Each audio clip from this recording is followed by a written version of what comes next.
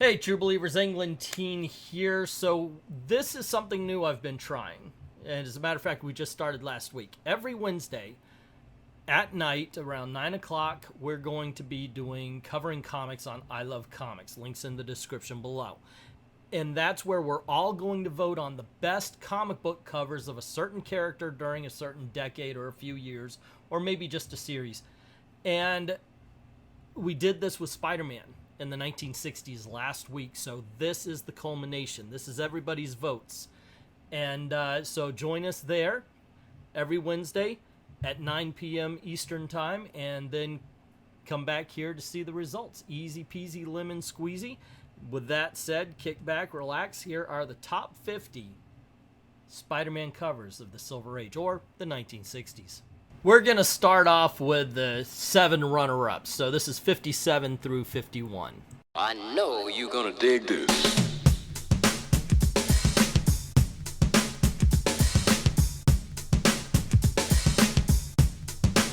Dig this.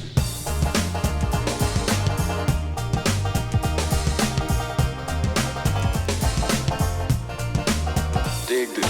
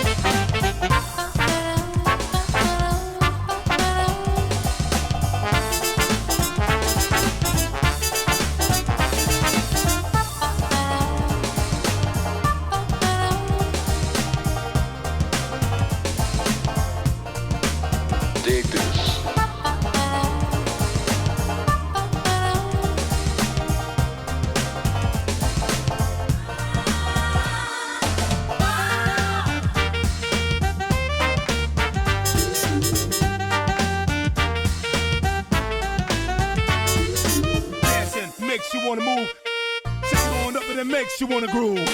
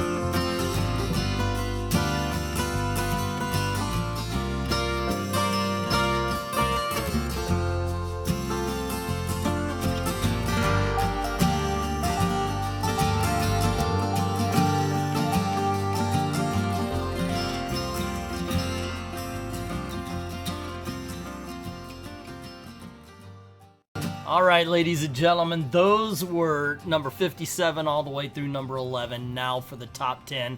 I'm going to talk you through these, give you a little bit of the reasons why they were chosen in the top 10. Not that you're not going to be able to look for yourself and go, oh yeah, that's a good one. Starting off at number 10, we have issue number 69. This was chosen just for the raw power that Kingpin is displaying here. It's an awesome image. Spider-Man's definitely in a submissive position here. It's just striking. It makes you want to pick up the comic book and say, hey, what the hell's going on? I thought Kingpin was just a fat guy. This one was chosen as one of the more dynamic action covers. The Prowler really looks cool on this one. A little goofy costume in my opinion, but I gotta say, at least the image is striking. Number 8 is issue number 75 of The Amazing Spider-Man. The dark colors used in the background really bring Spider-Man forward. But what's interesting is your eyes are still drawn to the slumped-shouldered image in the window that mirrors him walking. Coming in at number 7 is the classic Amazing Fantasy. This is the first cover for Spider-Man, and while it does raise questions like where's the web going to, well, you know, it still is a striking and much copied image, and I could not live with myself had we not included. Next up for number 6, we have Amazing Spider-Man issue number 11. The colors are what makes this. The yellow light shining on Dr. Octopus as he's attacking Spider-Man. The red word blurb featuring the long-awaited return of Dr. Octopus, the purple underneath the yellow title. It doesn't need the other 2 word boxes, but you know what? That doesn't take away from this. And number 5, now I mentioned there's a couple of Dr. Octopus covers, and this is the best of them, man. Seriously. Spider-Man only on the cover in his glasses, so the only way you see Spider-Man is through Doc Ock's point of view. And the way the face looks, the goggles, everything. Holy Toledo. What a great image. Just get rid of that Doc Ock wins, and it is a... Coming in at number 4, we have Amazing Spider-Man 67, and one of the greatest uses of light shading, the whole 9 yards. The gray background brings these yellow and green hands from Mysterio over Spider-Man. It is such a great image. And it's larger than life because you see that it's towering over a roller coaster of all things. Coming in at number 3, we have a cover that just, I mean, Spider-Man is drained right here. It's issue number 33. This is the famous story where Spider-Man ends up lifting a house off of him after he's just done. And you can see it in the way the body is shaped here. Spider-Man's trapped. And it's such a great representation of the themes and exactly what happens. And the runner-up at number 2, we have Spider-Man number 39. The Amazing Spider-Man number 39, of course. Get rid of the thing that says Spidey and Green Goblin both unmasked, and you kind of get that right here on the cover. At the very least, this is something that makes you go, holy Toledo, what is in that book? The blue background with just the 2 figures on there, just looming large. You have to find out what's going on in this book. What an... So, when we were doing this, like I said, I was tallying up the votes, and anytime the comment section, because yes, you can vote on these. Go on over to I Love Comics every Wednesday night at 9 o'clock and vote on what you think the best covers are for whatever character we're doing that night. As a matter of fact, tonight, as of this video, it'll be Batman, so in the 1970s. So go on over and make your voice heard, because I do tally up all the votes, and there was one cover, one comic book cover from the 1960s that just trounced everybody else. I mean, everything got their votes, and the top 5 definitely got more than 2 or 3, but this is the one cover it seemed like everybody agreed on. It was absolutely fantastic. So the number 1 Spider-Man comic book cover from the 1960s is issue number 50. Yeah, I mean, just look at it right here. You've got the red background. Spider-Man's completely in red, yet Peter Parker's wearing the other colors that are missing from the from the image of Spider-Man. Sure, he's got the red and black, but you got the blue and yellow right there in his suit. It's fantastic. Spider-Man no more. That's all you need to know. This is another thing. Get rid of the words. Get rid of the title and everything. And it's still an excellent poster. It's still a great image. Even Spider-Man, as he's walking away blocks the title just a little bit. It just obscures it just a little bit. It's kind of if it's erasing the name itself. The whole image. Peter Parker's done. It's time to walk away. Also, this is the first appearance of the Kingpin. Not that it helps with the covers, because that's all we're judging right here. But what an amazing image. I absolutely agree with this choice. I love Spider-Man number 39. It's one of my holy grails, but you got to admit this is an amazing comic book cover, and I'm more than satisfied with its win. Seriously. Okay, so here's the thing, guys. What about you? Look, this list is a great list. I can only add to it. There's nothing I would take off of here. So what did you think? Was there something we left off? What are your favorite covers? Did we get it right? What would be your number one? Let me know in the comments below, as well as clicking like and sharing. Definitely commenting is the most important, because that helps the algorithm. But share this out so people know that this kind of thing happens and you can have your voice heard. Once again, go on over to I Love Comics. Links in the description below every Wednesday night at 9 p.m. Eastern, so you can have your voice heard on whatever comic book we're talking about. And you don't even have to be a fan, because if you are at least, I mean, of the character anyway, because at least if you're a fan of the comic books, you can look and go, wow, that's a good comic cover, I'll pick that one. So you could be a part of it. And then come on over here in the next week and we'll have your results. Easy peasy lemon squeezy. Let me know what you think in the comments below. Don't forget to click like, share, subscribe, and ring that notification bell if you haven't done it already, making sure all notifications are set on all. Now, if you don't mind helping out the channel, we've got a Ko-Fi and a Patreon. I know some people are over Patreon, so I got the Ko-Fi. Just drop $1 in the till, helps keep the lights on and helps keep making videos for you. Thank everybody who's already done that, and to everyone, all of the true believers, thank you very, very much for watching.